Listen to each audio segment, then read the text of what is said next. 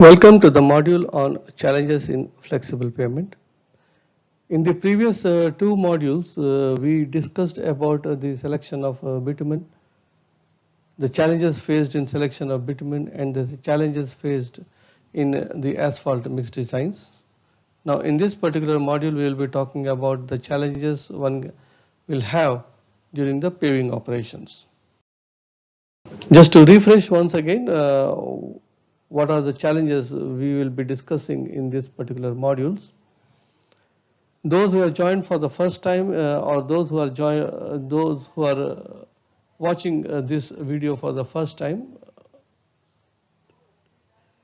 it is this module is all about the challenges in the flexible pavements, especially the asphaltic layers. And in the previous two modules, we already talked about the challenges in selection of bitumen and challenges in the mix design of the asphalt mixes. Now, in the current module, we will be discussing about the challenges we will be facing or we will be reviewing in terms of paving operations. Now, coming to the paving operations, the two main challenges which we face generally are the air voids achieved in the field during the paving operation, and then the interlayer tolerances. That is the tolerance of GSB, tolerance of WMM, tolerance of DBM, and tolerance of BC. Now, density of bitumen layer, the density of the finished paving layer shall be determined by taking a 150 mm diameter core.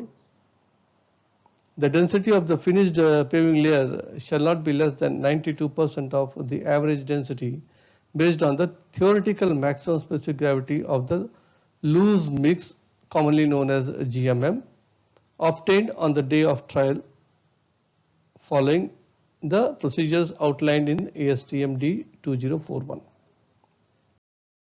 Now, bituminous mixes are designed at 4% air voids, but when you see that we are checking at a maximum density of 92%, that is GMM, that means actually in the field you are allowing an air void of 8%. Though the mix is being designed for 4%, in the field up to 8% air voids are being allowed. This 8% air void is because of the rolling pattern, the compaction achieved, and layers are approved based on your 92% of the GMM value. Because of the speed of the roller also, you will have less air voids in the field. Now, what will be the impact of these air voids? When your air voids are higher, what will happen? And when the air voids are less, what will happen? So if the speed of the roller is more, then also your compaction effort will be less and your air voids will be high. Though based on the codal provisions, which is states that your density should be 92% of the GMM, your layer is approved, but since you have designed your air voids during the mix design stage at 4%, but actually in the field, because of these values, you are achieving 8%. Now, if you see the cores which have been taken immediately after paving, there can be two scenarios. One is when your air voids are less than what is being designed for, like you have designed the mix at 4% air voids, but you are consistently getting a mix with air voids less than 4%. Now, when your air voids are less than 4%, that means the life of the pavement gets reduced, and probably you will end up in developing ripples at isolated locations where you are almost having a 0% air voids or 1% air voids. Similarly, when you have more air voids, like to the tune of say 10% or 11% as shown in some of the cases, though it is at isolated locations, not uniformly, but throughout, if you see, if you are able to get more than 8% air voids because of some reason, okay, at isolated locations. Then the problem is when your air voids are high, your bituminous layer is easily compressible in nature. So with the load, if you see that there is a compression which is being developed along the wheel path, which we commonly call it as rutting, if that happens, that is mainly because of the excess air voids. And if it is not being treated on time, with the passage of time, it will turn into other defects. Possibly, it will start creating cracks initially. Then you can have a slippage also. So there can be the different types of defects which will develop because of the air voids presence. So that is the reason why we have to make sure that during the trial patch when you do, depending upon the uniformity of the mix which is being produced and the uniformity in the laying operations, in the uniformity in the rolling operations, the air voids in the mix will be seen.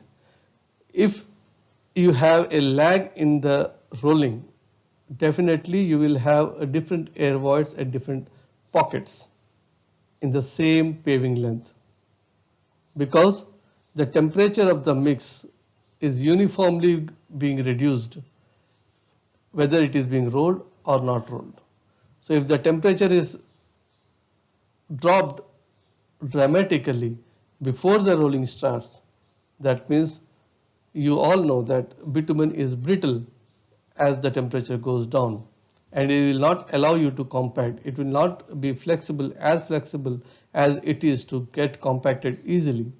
So with the drop in the temperature, the compactive effort needs to be increased. But since there is a sudden drop in the temperature and you try to compact fast, in order to make it fast, you try to increase the speed of the roller without understanding that when you increase the speed of the roller, you are actually decreasing the compaction effort. You are not increasing the compaction effort. So instead of increasing the speed, you need to decrease the speed of the roller, and you need to increase the number of rollers in order to make sure that you are able to compact the pavement layer before it drops to the bare minimum which is required as per the MORTH. 90 degrees is required before the compaction should complete. When the mat temperature goes below 90, then it's not advisable to continue with the compaction. Even if you want to compact, you need to have additional precautions in order to make sure that you achieve the required air voids, required compaction in the paving areas. So the effect of air voids on the pavement performance, if you see, low air voids develops ripples on the surface, which is affecting the riding quality to a great extent. High air voids develops rutting in the pavement, which is developing a safety concerns and ultimately leading to hydroplaning effect. And when you are maintaining the required air voids, the maintenance, the required riding quality and the pavement performance also increases. The problem is we are designing the road with 4% air voids and we are allowing it to 8% air voids, and probably the 8% air voids is a very big number in terms of the performance of the mix, because with 8% air voids, if you are able to roll and if you are paving the road with 8% air voids, that means you are having additional 4% to compact, because with the increase in the air voids, the stability decreases. With the increase in the air voids, the flow increases.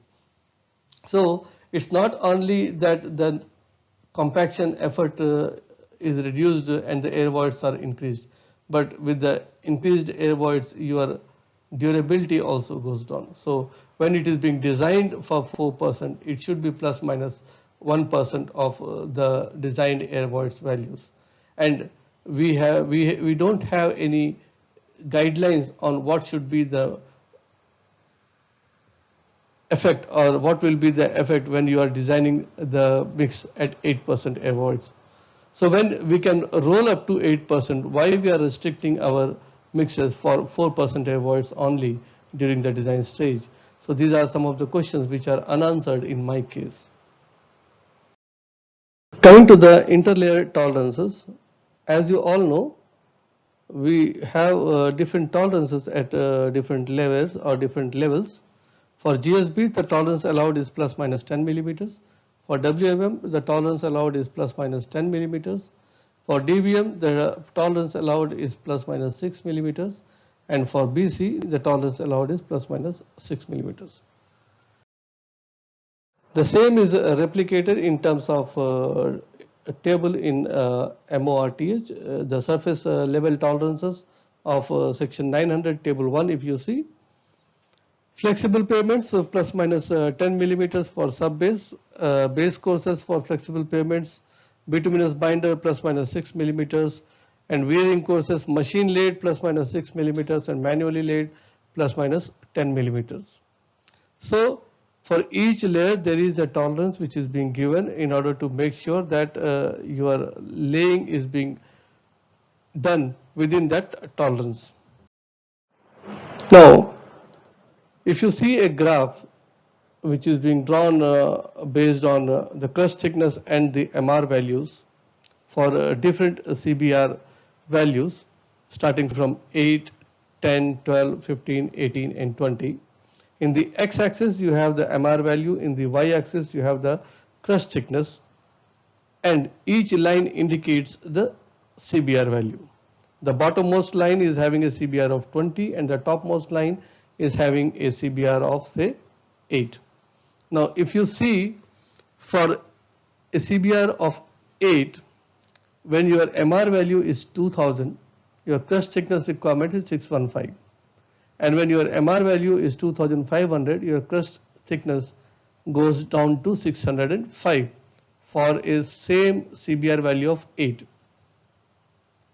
Or when the CBR value is 10 and the MR value changes from 2000 to 2500, your layer thickness reduced by 5 millimeters, that is 600 to 595. Meaning is, when your layer thickness is reduced by 5 millimeters, your MR value goes up by 500 for the same CBR value of the subgrade. Now considering we have a road which is having a CBR of 10, that means we will follow the line which is the second line from the top. Like for a CBR, for an MR value of 2000, my thickness is 600. For an MR value of 2500, my thickness is 595, and MR value of 2800, the crust thickness is 592. Now the road is designed at 2500 and my different layers I have been done in such a way that I had done my WMM with plus 10 values. The layer thickness of the WMM is plus 10 mm. That means my bituminous layer should be reduced by 10 mm in order to make sure that the crust thickness is 595 only. So when you are reducing the bituminous layer thickness, your MR value goes up. That means when you are reducing your bituminous layer thickness by 1 millimeter, your MR value goes up by 100. So without changing the MR value, you are only reducing the layer thickness. If you see as an example in this particular case, you have done the embankment, you have done the subgrade of 500 millimeters layer thickness, you have done the GSB of 250 mm. Now coming to WMM, you have increased the layer thickness by 10 millimeters and you are trying to reduce your layer thickness of DBM by 10 millimeters. Now when you are reducing the layer thickness of DBM by 10 millimeters, that means you are increasing the MR value of DBM which is being laid in that particular pocket by 1000, because for each 1 millimeter change in layer thickness of asphalt layer, the MR value changes by 100, whether it is plus or minus. So in this particular case, instead of going for 150 millimeter thick asphaltic layer, you are trying to cover it with 140 millimeter layer thickness. So that means you are basically increasing, theoretically your MR value for that particular layer is increased. But the designed value of MR value is only 2500, which is not going to be changed because of the paving operations. That means your thickness which is being laid at that particular isolated location is not having that much of MR value because of the change in the layer thickness. That means the durability or the stability of the layer in terms of MR values will have issues as far as the change in thickness is concerned. So knowingly or unknowingly, by utilizing the interlayer tolerances, we are creating a risk of performance point of view. We are creating a risk in terms of the asphaltic layer thicknesses. Because by increasing the layer thickness of asphalt, we are not increasing, we are not going to change the FRL of the cross sections. So keeping the FRL remains same. The only alternative is we have to reduce your layer thicknesses. So intentionally, if you are trying to increase your WMM, that means intentionally you are taking more risk in terms of durability for laying the asphalt layers. By reducing the layer thickness, you are reducing the life of the pavement. If you see the impact of the interlayer tolerances, impact on the pavement performance, though within the tolerance, but will develop defects due to less MR values, reduced thicknesses, increased MR values, increased risk of pavement performances. Reduced WMM thicknesses will increase your asphalt thicknesses. Increased asphalt thicknesses will increase the cost of paving. So a cost benefit analysis is required in order to make sure that the performance of the mix is also achieved and the cost of construction is also at par. So to summarize this module, we talked about the importance of tolerances in layer thickness, the importance of air voids in the bituminous layers, why the high air voids will have defect, how the higher amount of air voids will have a defect in terms of rutting, and lower air voids will create ripples in the asphaltic pavements. Thank you very much for watching. Tune in for more updates.